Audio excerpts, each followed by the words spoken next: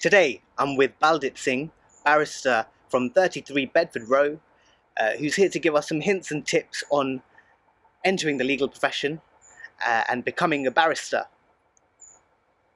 Baldip, just to start with, what inspired you to enter the legal profession, to become a barrister? I think that's predominantly down to my faith. As a Sikh, justice is a founding principle, and I think that's what's inspired me to become a human rights lawyer. Okay. And tell us a little bit about your journey on becoming a barrister. So I was studying my law degree in Birmingham. I did my BPTC in Birmingham too. I was called to the bar by Inner Temple in 2013. I undertook pupillage at 2KBW, Sibghatullah Qadri QC's chambers, and then I joined as a tenant at 33 Bedford Row. Brilliant. And in terms of your pupillage, how was that experience, and can you shed any light on what people can expect in a pupillage? It's very competitive. I think that's something that one needs to understand straight away and accept. You need to stand out during your application process and in your interviews. But once you're in, your pupillage is broken down into first sixth and second sixth. First sixth is non-practicing, where you'll be shadowing your pupil master or another member of chambers on a daily basis, either to court or drafting at chambers. And your second sixth, you're actually on your feet, whereby you're actually accepting instructions and briefs to represent clients for 6 months. And once you've completed that, you're signed off as a barrister. So would you say you were in at the deep end from the beginning of your pupillage? It is 1 year to learn as much as you can about practicing as a barrister. Well, actually, you only have 6 months before you actually start representing people without someone standing at your side to guide you. So 6 months is a very short period to basically get to grips with being a barrister and representing people. Yes, yeah. So your tenancy you took up at 33 Bedford Row. Can you tell us the reasons behind that and how it's been so far? Yeah, so as soon as I finished pupillage, 2KBW was great, but I felt I wanted to be at a bigger set, so I applied to 33 Bedford Row, which was a larger set, around 80 barristers, members of chambers there, and it was a mixed common law set, which was great. It allowed me to expand my practice into other areas, and rather than being at a specialist set or a niche set, basically there's no limits as to what areas you can practice. So you're a human rights lawyer with a broad human rights practice. Could you tell us what, under the umbrella of human rights, what are your main practice areas?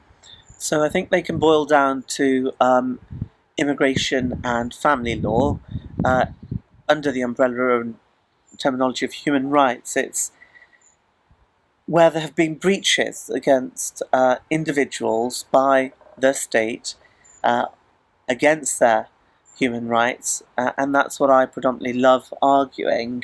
So under family law, obviously there's Article 8 implications because, for example, in public law children cases, it's where the government are either seeking to remove children from a parent's care, which may be a breach of their Article 8, so it needs to be carefully argued and considered by the family court judges.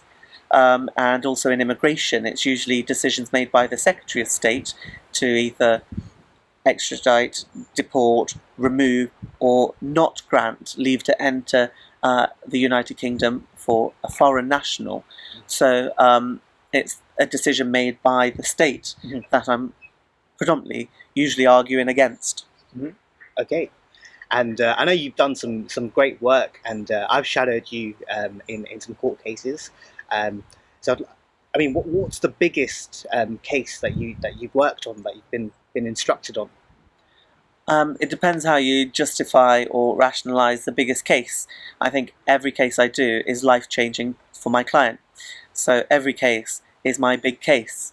it needs to be prepared because clients' lives depend on it. Mm. So I think every case I do, for me and for my client, is always a big case. Mm-hmm. If you're talking about in terms of the court structure and what the highest courts I've appeared in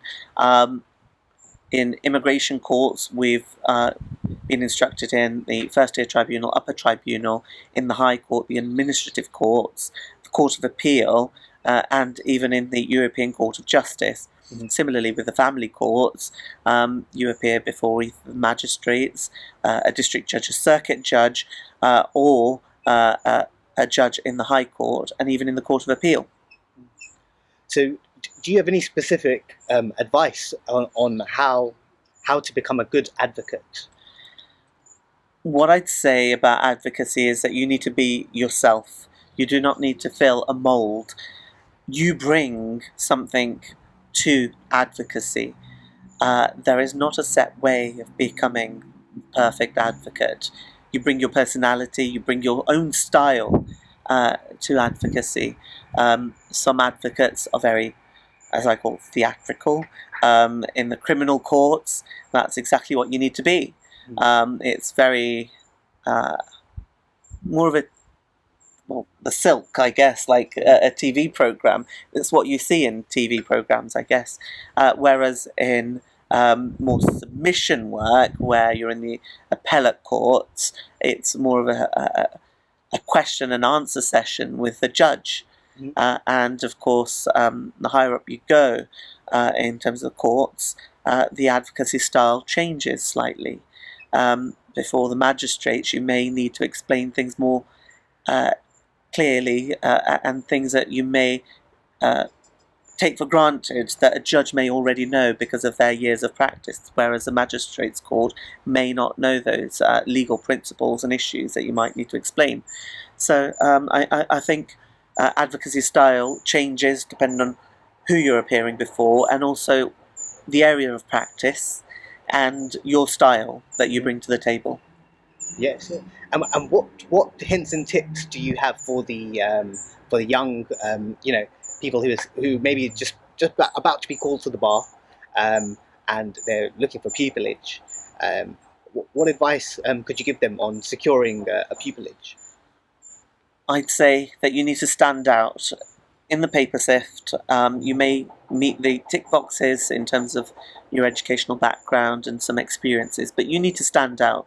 Everyone has a law degree, some may have a master's, everyone will have been called to the bar by their in of court, but it's what comes after that that makes you stick out from the other candidates. What work experiences, what drives you, what makes you get up at 4 o'clock in the morning to prep documents, what makes you carry on late until the night to carry on studying your brief, drafting grounds of appeal, sometimes at very short notice. What makes you call a judge at 3 o'clock in the morning to make submissions on why a client should not be deported or removed from the United Kingdom. So it's that drive, that passion that basically makes you stand out.